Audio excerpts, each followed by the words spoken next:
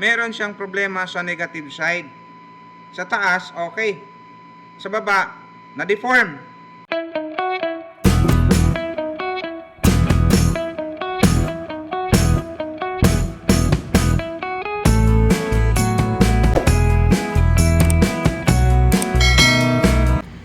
Someone na brand. Tingnan natin kung anong problema. Nagpalit na tayo ng potentiometers. Lahat napalitan na. So, okay na siya. Kaya lang may problema. Ang problema niya ay garalgal yung kabilang side. Yung right channel, napaka-distorted. Yung left channel, okay siya. Yan, pakinggan natin.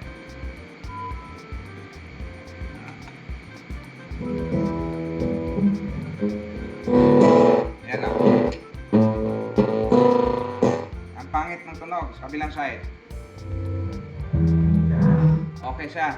So ngayon, iti-trace natin. Gagamit tayo ng 1 kHz o 1 kHz na tool para ma-determine natin kung saan talaga may problema. Sa tone control sides ba or doon sa power amp side. So gamit tayo ng mini oscilloscope para mabilis yung troubleshooting. Para makita natin dito kung sakto ba yung waveform o signal na ilalabas, wala bang distortion.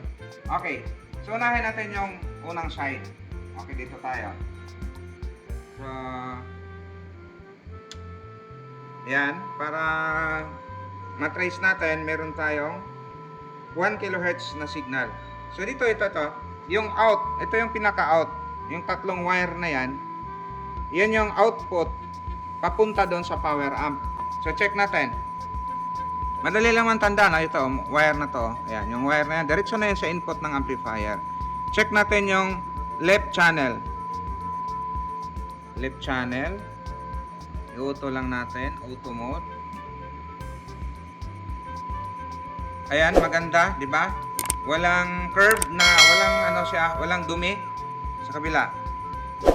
Right, ito naman yung right. Ayan, sa right channel. Ito yung left channel. Right channel. Okay, parehas, di ba? So, meron tayong frequency na nasukat na 1 kHz. So, punta tayo sa output. Mismo sa coil. Ground lang tayo. Dito tayo sa left channel. Ito yung madaling tandaan. Ito yung diretso na doon sa sa speaker protect relay. Pinaka-output na to. Check natin. Hinaan lang natin Uy, auto natin. Nag-clip na. Ayan. So, meron siyang nasukat. Ayan adjust natin. Yun. Okay. Adjust pa natin. Okay, naka 10 o'clock yung volume natin yan. So 1 kHz, walang distortion, malinis. Sa kabila, ito naman, kabilang channel, ito yung right. Off muna natin, yan. Okay, meron tayong na-detect. Meron siya, lalakasan. Uy, quarter yan ha, tingnan natin yon. May distortion. Hindi maganda yung waveform niya. Yung sine wave niya, meron siyang problema sa negative side. Sa taas, okay. Sa baba, na-deform. Yun yung nagpapagaralgal niya.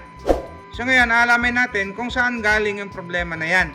So, pero sigurado tayo na magpo-focus lang tayo sa kabilang side ng amplifier, sa right channel only.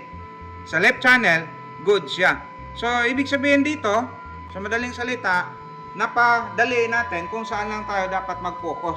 Hindi na natin kailangan galawin yung harap, hindi na natin kailangan galawin yung left channel, kundi doon lang sa right channel. So, yun lang ang share ko sa inyo at yun lang kahalagahan nito. So, update na lang kayo pag nagiging okay na yan.